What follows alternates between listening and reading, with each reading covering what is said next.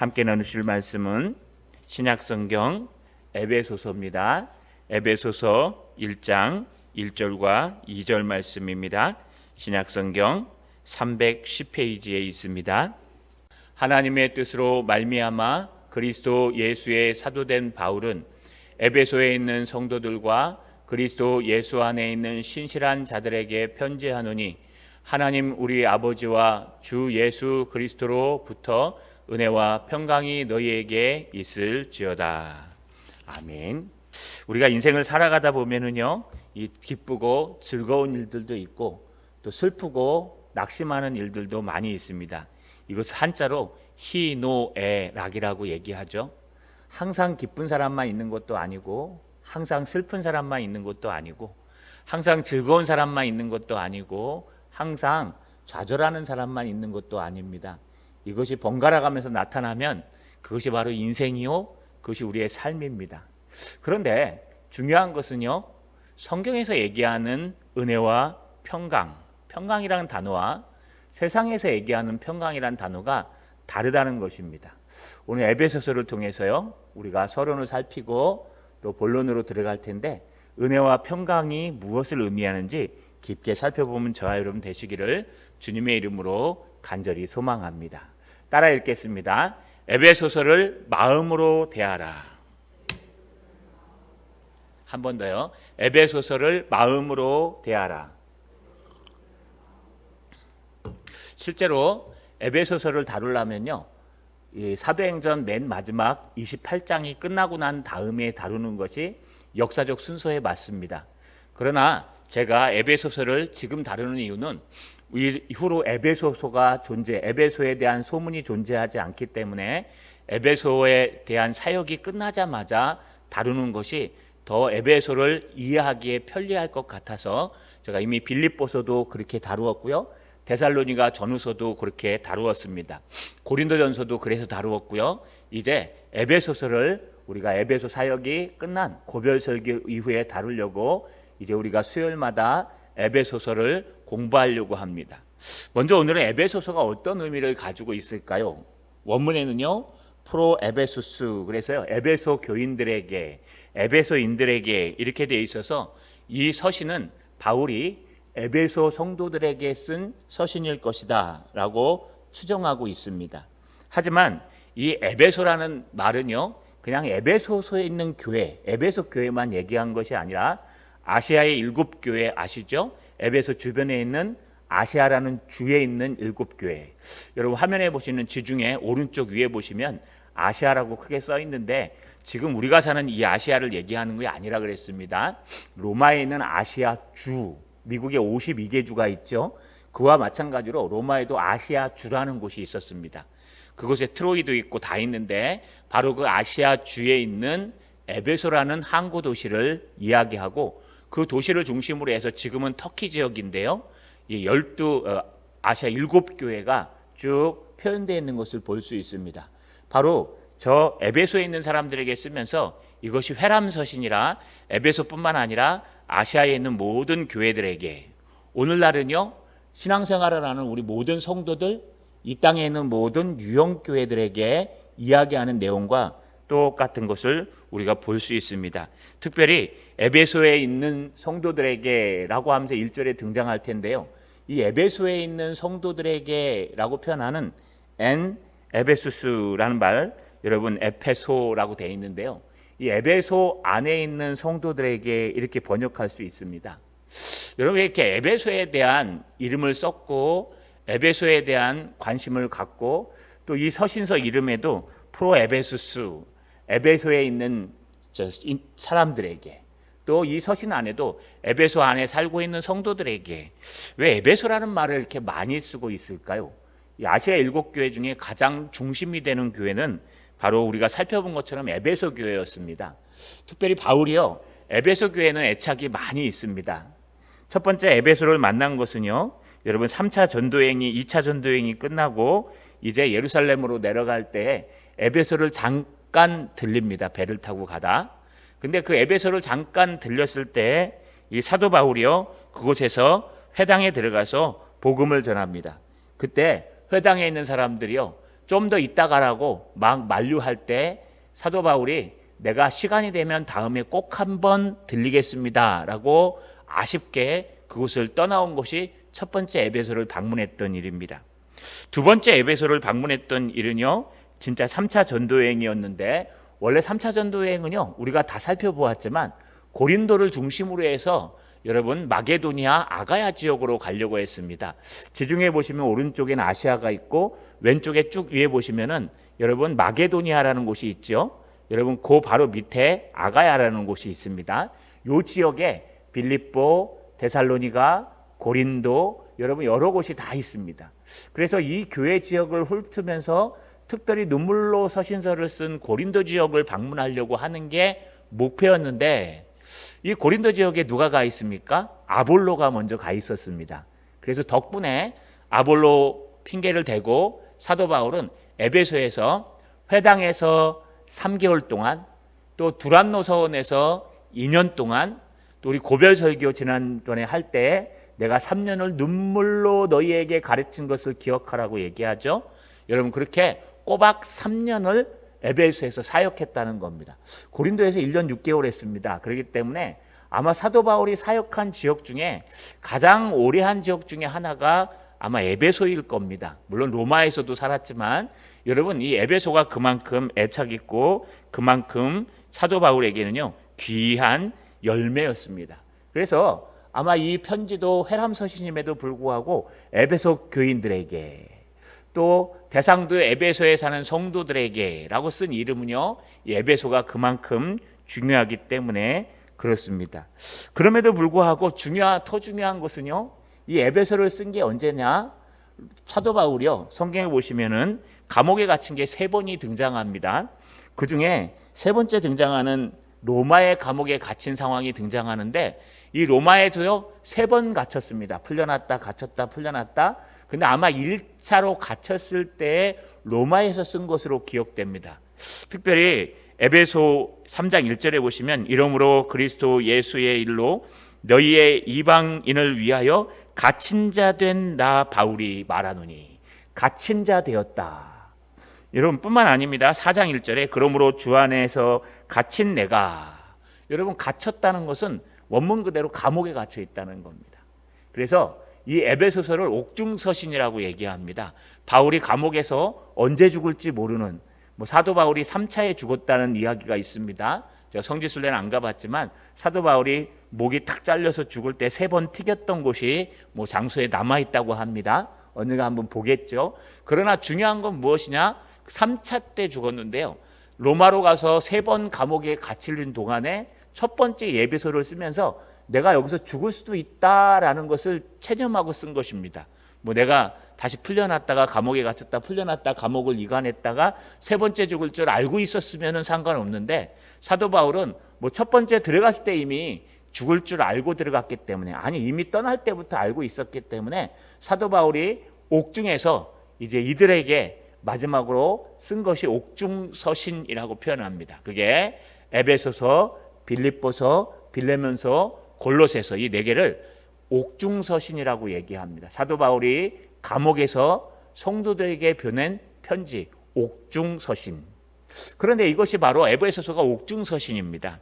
감옥 속에서요, 자기의 인생이 어떻게 될지도, 자기의 미래가 확실하지도 않는데 이 옥중에서 에베소에 있는 교회와 아시아에 있는 7개를 향해서 이 편지를 쓰고 있다고 한번 생각해 보십시오. 아마 고별 설교를 하듯이 이 에베소는요 고별 편지, 유언과 같은 편지라고 우리가 보시면 아마 알 수 있을 것입니다. 그래서요 이 로이드 존즈 목사님은 그의 에베소서에 이렇게 얘기했습니다.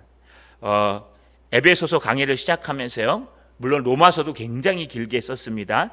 이 로마서가 복음의 가장 순수한 표현이라면 에베소서는 복음을 가장 숭엄하고 가장 어미롭게 사용하고 부사를 겹쳐서 사용하면서 진술하고 있습니다. 그래서 로이드 존즈 목사님은요, 가장 숭엄하고 어미로운, 좀 이상하죠? 가장 영광스럽고 가장 위험 있는 서신을 뽑으라. 그러면 자기는 에베소서를 뽑을 것이다 라고 표현하면서 여기가 에베소서를 대할 때 모세가 떨기나무 사이에 역사하시는 보시는 하나님 앞에 섰을 때 하나님께서 너의 신발을 벗으라. 그 땅은 거룩한 곳이니라 라고 말씀하셨던 것을 상기하면서 로이존드 목사님은요, 너희가 이 에베소서를 대할 때 전심으로 거룩함으로 마음을 다하여 대하지 않으면 이 에베소서를 이해할 수 없을 것이다 라고 얘기합니다. 실로 그런 것이요. 원문으로 보시면요, 갈라디아서, 로마서, 에베소서, 바울의 문체가 굉장히 헬라적이고요, 굉장히 철학적이고 깁니다. 그래서 한국말로 번역하기가 굉장히 어렵습니다. 한국말로 번역된 것도요, 사실 원문으로 보면 여러분 의역된 게 거의 많습니다. 그래서 원문으로 보면 해석이 안 돼요. 단어를 다 알고 있어도. 영어 공부할 때 옛날에 그렇지 않습니까? 이렇게 영어 단어를 다 알고 있는데도 앞뒤가 안 맞아갖고 해석이 막 중구난방이죠. 헬라어도 마찬가지입니다. 그 중에 하나가 에베소서입니다. 이 에베소서는요, 연구하기가 정말 까다롭고 힘들고, 그래서 어떤 분은 이 에베소서를 헬라어로 한 200번을 읽고 나서야 깨달았다고 하는 정도로 에베소서는 한글로만 읽어서는 굉장히 깨닫기 어려운 그 한 단어 한 단어 속에, 여기 부사와 부사, 그리고 형용사와 형용사가 앞에 막 이루고 끝말은 뒤에가 있기 때문에 굉장히 어려운 서신이 에베소서입니다. 그래서 에베소서를 대할 때는요, 다른 성경을 읽듯이 그냥 쭉 읽고 나 일독했어 이게 아니라 에베소서는 읽고 또 읽고 쓰고 또 쓰고 보고 또 봐야 하지만 그 내용을 깊이 깨달을 수 있다는 것입니다. 자, 여러분, 저도 그렇게 연구하겠습니다. 수요일마다 에베소서를 들고 올라올 때 읽고 또 읽고 연구하고 또 연구해서 여러분 하나님 앞에 올라올 것입니다. 여러분도 수요일날 오실 때는요, 마음의 전심을 다해서 정말 하나님이신 최고의 장엄하고 근엄한 책을 경험한다라는 마음으로 에베소서를 대하는 저 여러분 되시기를 주님의 이름으로 간절히 소망합니다. 따라 읽겠습니다. 주님으로 말미암아 세워져야 한다. 한 번 더요. 주님으로 말미암아 세워져야 한다. 여러분, 이 에베소서의 송신자는 누구고 수신자는 누굴까요? 편지를 쓸 때 앞에 여러분 보내는 사람, 받는 사람, 맨 나중에 보내는 사람을 쓰죠. 이 헬라 사람들은 그렇게 하지 않았습니다. 처음에 보내는 사람, 끝에 받는 사람을 씁니다. 그래서 마지막엔 끝인사를 쓰고요. 그래서 우리는 뭐 Dear my friend 해갖고 나의 친애하는 동무요 그러기도 하고, 우리 예전에 연애 편지 쓸 때 보시면 to 누구누구 이렇게 쓰시죠. 아니면 누구누구에게 뭐 작은 어머님 전상서 뭐 이렇게 쓰기도 하고요. 받는 사람을 먼저 우리 위에다 쓰는 게 우리의 상례인데, 이 헬라 사람들은요 그렇게 쓰지 않고요, 보내는 사람을 먼저 위에다 썼습니다.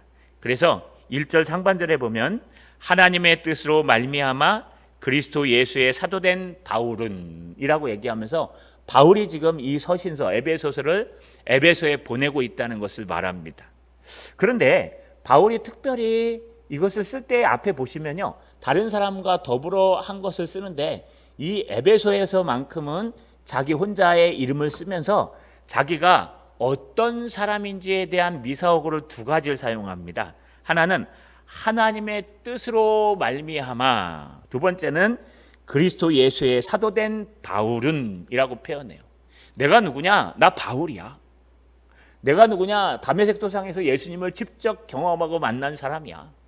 내가 누구냐? 신학적으로 에베소에 말한 몸교회론을 창조한 사람이야. 내가 누구냐? 이 내 손수건만 갖다 대도 사람들이 살아났던 위대한 사람이야. 내가 누구냐? 루스드라에서 돌에 맞아 죽었지만 다시 살아난 사람이야. 내가 누구냐? 기도하다 3층 천을 경험했던 사람이야. 사도 바울은요, 자기의 모든 경험과 자기의 모든 자랑할 것이 우리 경상도 사투리로 쎄벌렀는데, 맞죠? 쎄벌렀는데, 수두룩 빽빽한데, 저는 뭐 창원 사람입니다. 여러분, 그렇게 많은 것들이 있는데 그런 미사옥을 절대 쓰지 않고 뭐라고 얘기하냐? 나는 누구로부터 나왔는가? 하나님의 뜻으로 말미암아 된 사도 바울이다 라고 얘기합니다. 하나님으로부터 내가 나되었다. 내가 지금 여기 앉아있는 건 하나님의 은혜야. 내가 지금 여기서 설교하는 건 하나님의 뜻으로 된 거야. 여러분, 사도 바울을 전도 여행 보낸 안디옥 교회에서 어떻게 보냈습니까? 우리 사도행전 12장 나눴죠. 안디옥 교회에서 금식하여 따로 세웠다 그랬어요. 바나바와 바울을. 하나님이 그를 선정해 주신 거예요. 하지만 실제로 안수하고 보낸 건 안디옥 교회 성도들, 지도자들이었어요. 실제로 사람이 가는 것 같지만 하나님이 보내시는 거예요. 여러분, 우리가 직분자를 세우고 할 때도요, 사람이 뽑는 것 같지만 하나님이 뽑으시는 거예요. 사람이 볼 땐 누가 될 것 같고 누가 안 될 거, 누가 이렇게 될 것 같고 저렇게 될 것 같고 뭐 어디에 될 것 같고 아무리 들여 맞춰도요, 절대로 안 맞아요. 왜냐하면 하나님이 뽑으시기 때문에 그래요. 하나님을 보지 못하면 자꾸 사람을 보게 됩니다. 하나님으로 말미암지 않고는요, 하나님의 일을 할 사람이 아무도 없습니다. 여러분, 여기 이렇게 앉아 계신 것도 하나님의 은혜입니다. 하나님으로 말미암아, 하나님의 뜻으로 말미암아 무엇인가 돼야 돼요. 그래서 우리가 두 가지의 신학을 얘기합니다. 제가 최근에 이제 신천지도 보고 또 최근에 통합측 바르트라고 우리 신학에서는 약간 자유주의인데요. 그 책도 함께 보고 이제 좀 더 학문적 범위를 넓히고 싶어서 조금 더 넓게 보고 있습니다.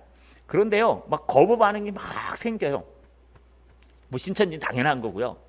우리보다 조금 더 자유한 WCC를 인정하고 바르트를 인정하고 통합이에요.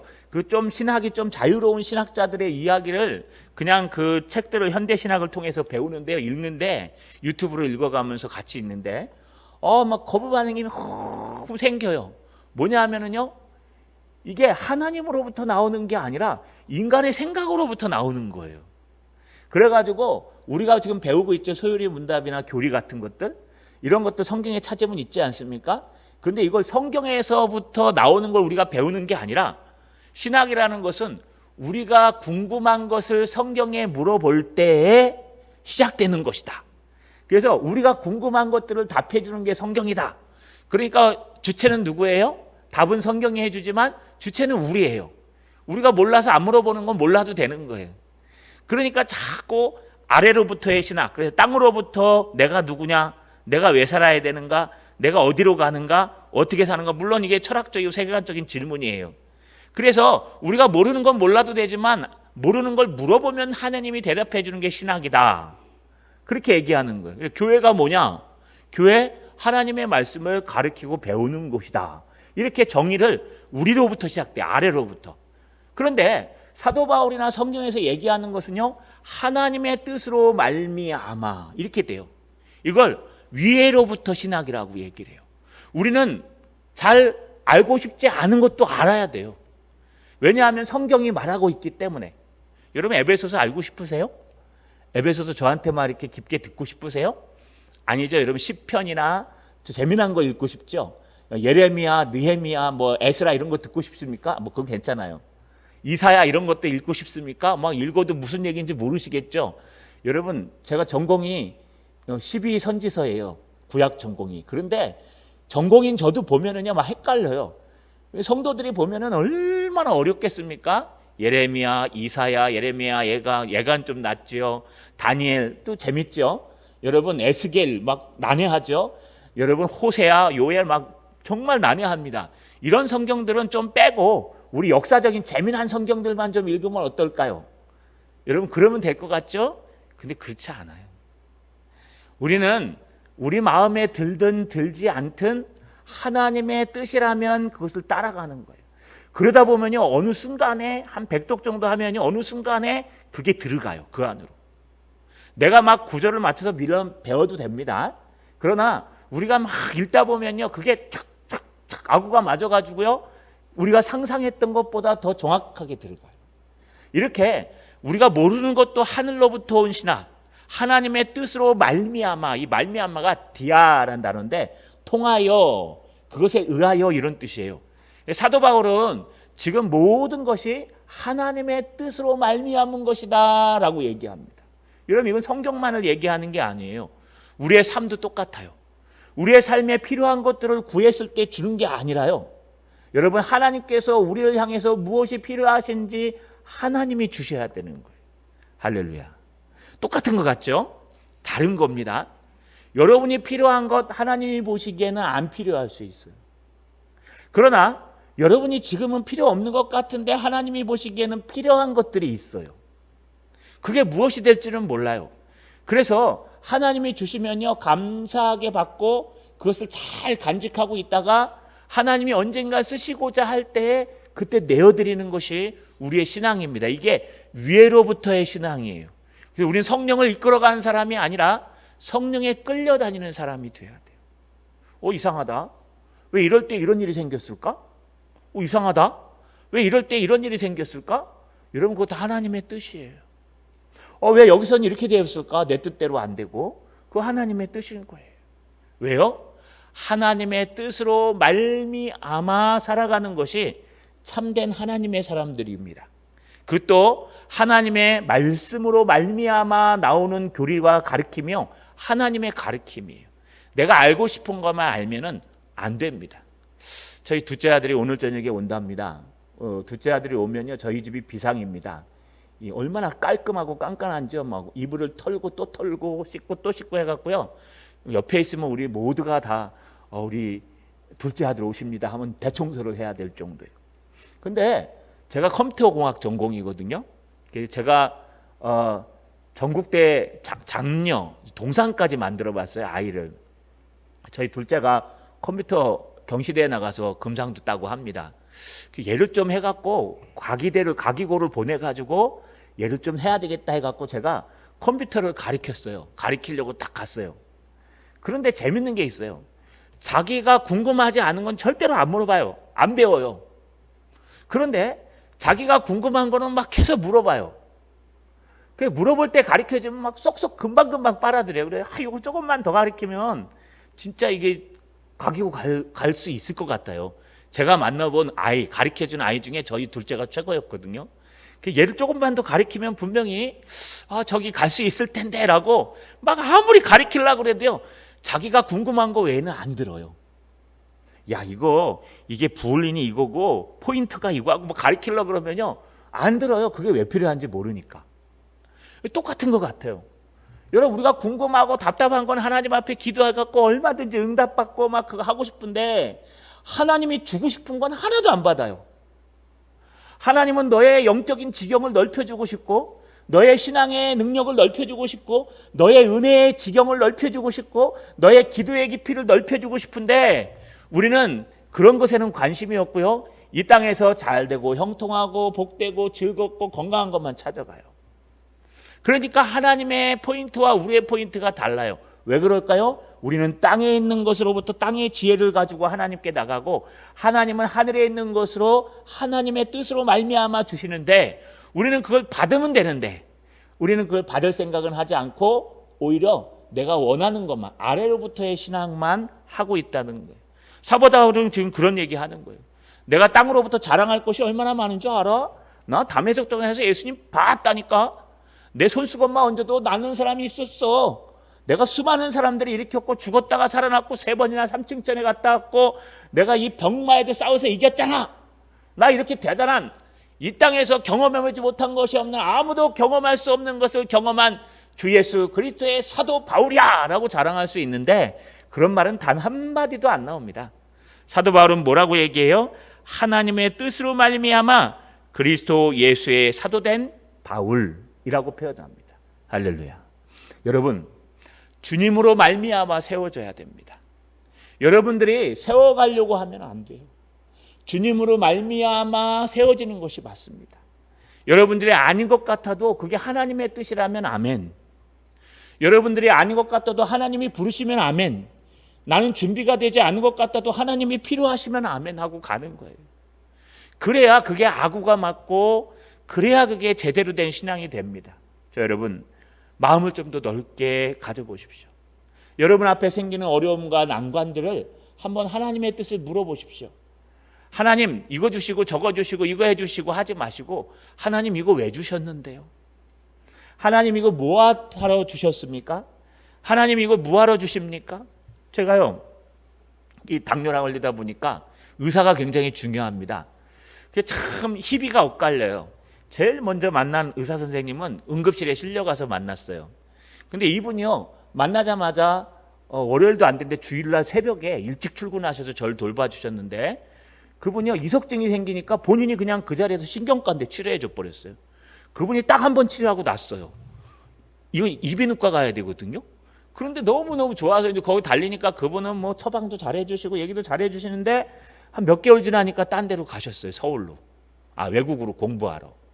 그래서 두 번째 의사 선생님한테 갔어요. 이 정유환 선생님이라고, 또 카톨릭이 신자신 것 같아요. 파티마에. 그래서 걸로 갔더니 그분은 야단을 쳐요. 만나면 야단 쳐요. 당이 왜 이렇게 올랐냐고. 그 막 야단 치시고 맨날 보면 야단 치는데 그 야단이 듣기 싫지가 않아요. 그래서 당뇨를 빨리 잡아주셨어요. 잡아주셔가지고 당뇨를 관리하면 된다 그래서 거의 정상에 가깝게 관리가 돼가지고요.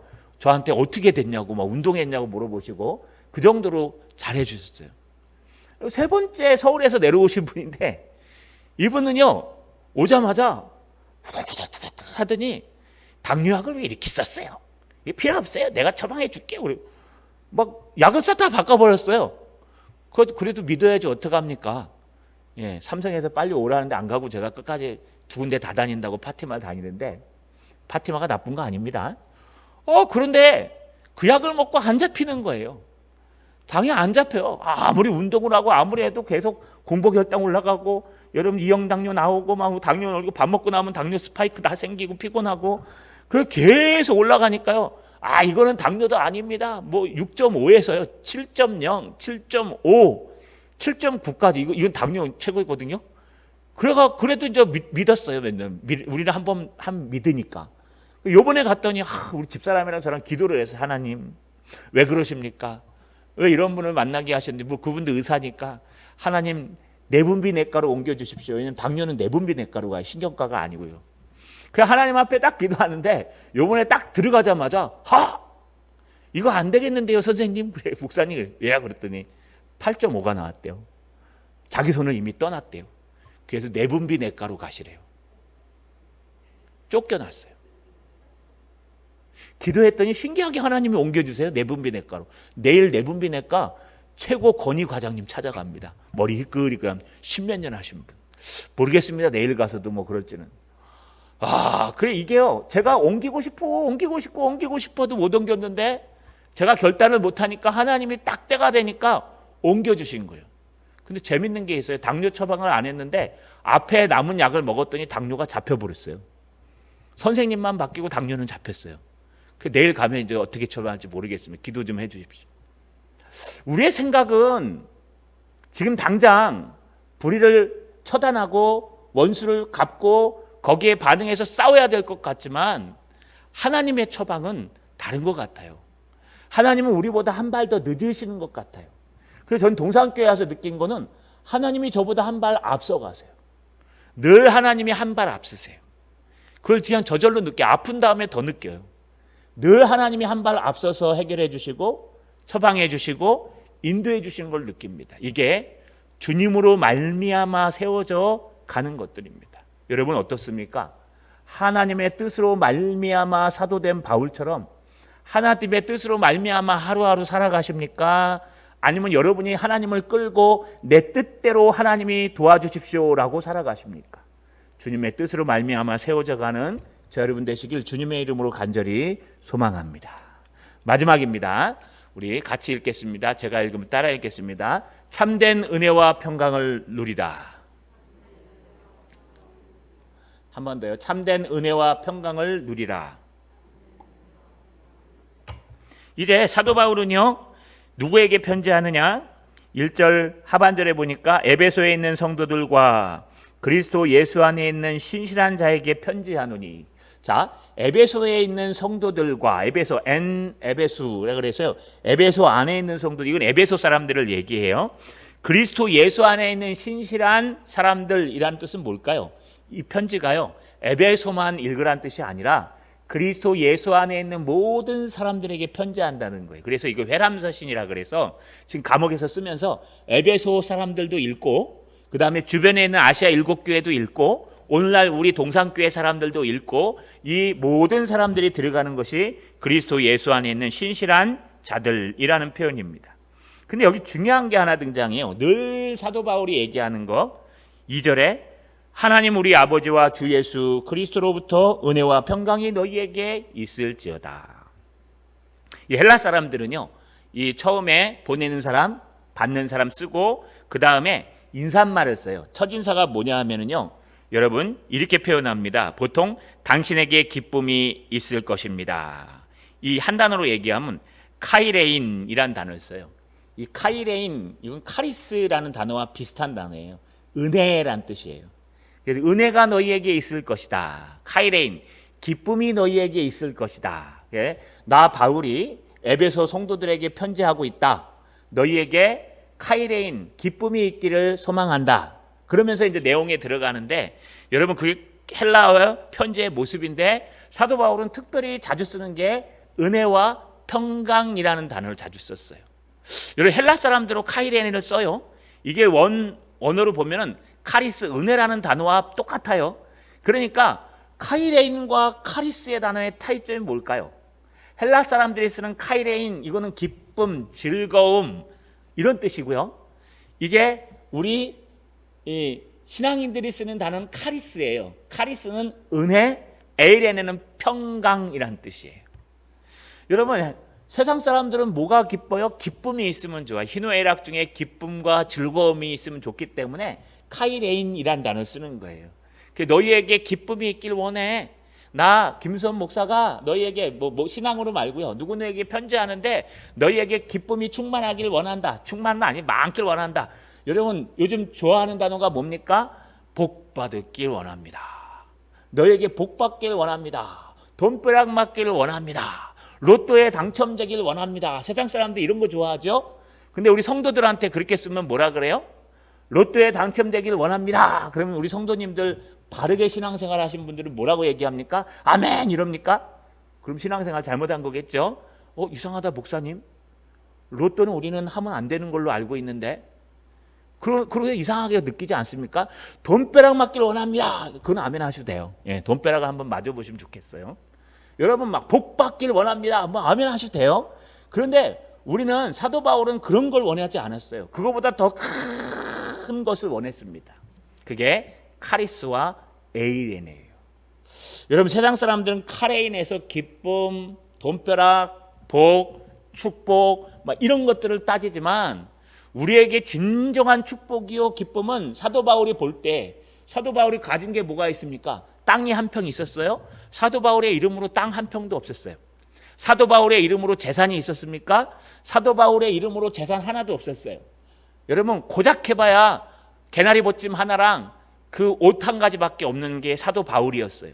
사도 바울에게 남아있는 것은 그가 사역했던, 여러분 내 몸에 그리스도의 흔적이 있었니, 빌립보에서 채찍에 맞아갖고 찢어진 상처와 또 이쪽에서 여러분 루스드라에서 돌에 맞아갖고 깨진 이마와 여러분 내 몸에 온통 그리스도의 흔적밖에는 없었고, 사도 바울에게는 돈도, 사도 바울에게는 땅도, 사도 바울에게는 아파트도, 사도 바울의 노후 대책도, 국민연금도, 보험도 아무것도 없었어요.